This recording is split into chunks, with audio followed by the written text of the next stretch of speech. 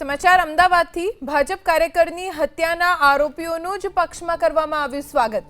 ભાજપ કાર્યકર વિશાલ શ્રીમાળીના હત્યાના આરોપીઓનું પક્ષમાં સ્વાગત કરવામાં આવ્યું। હત્યાના આરોપી હર્ષદ સોલંકી અને હિંમત સોલંકીનું ભાજપમાં સ્વાગત। બાપુનગર વોર્ડના કાર્યાલય ઉદ્ઘાટન પ્રસંગમાં બંનેને પક્ષમાં આવકાર્યા।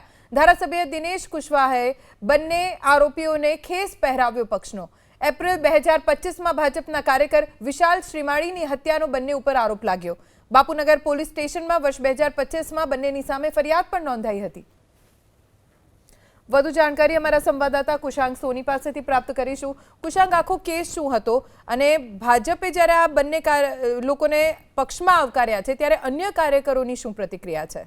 24 એપ્રિલ 2025ના રોજ ભારતીય જનતા પાર્ટીના કાર્યકર્તા હતા વિશાલ શ્રીમાળી, તેમની હત્યા થઈ હતી અને તેમાં હર્ષદ સોલંકી અને હિંમત સોલંકી નામના બે આરોપીઓ છે તેમની બાપુનગર પોલીસે ધરપકડ પણ કરી હતી। 2 દિવસ પહેલા બાપુનગર વિધાનસભામાં જે રીતના વોર્ડ લેવલે જે કાર્યાલય ખોલવામાં આવ્યા તે વખતે આ બંને આરોપીઓ છે હર્ષદ સોલંકી અને હિંમત સોલંકી તે બંનેને ખેસ પહેરાવીને તેમનું સ્વાગત કરવામાં આવ્યું, જેને લઈને બાપુનગરના સ્થાનિક કાર્યકર્તાઓ છે તેમાં ભારે રોષ અત્યારે જોવા મળ્યો છે। ન માત્ર કાર્યકર્તાઓ પરંતુ પૂર્વ ધારાસભ્ય છે તે પણ આ પગલાથી ભારે ગીરનાઈ ઉઠ્યા છે, કારણ કે આ બંને જે આરોપીઓ છે હર્ષદ સોલંકી અને હિંમત સોલંકી તેઓ પહેલા કોંગ્રેસના આગેવાન રહી ચૂક્યા છે અને 24 એપ્રિલ 2025ના રોજ તેમણે વિશાલ શ્રીમાળી નામનો ભાજપનો કાર્યકર્તા હતો તેની હત્યા કરી હતી અને તેમનું જ ખેસ પહેરાવીને સ્વાગત જ્યારે કરવામાં આવ્યું એટલું જ નહીં, ધારાસભ્ય છે દિનેશ કુશવાહ તેમના ફોટા પણ આમાં વાયરલ થયા છે, જેના કારણે અત્યારે જે સ્થાનિક લેવલ છે બાપુનગરનું તેના કાર્યકર્તાઓ અને હોદ્દેદારો છે તેમની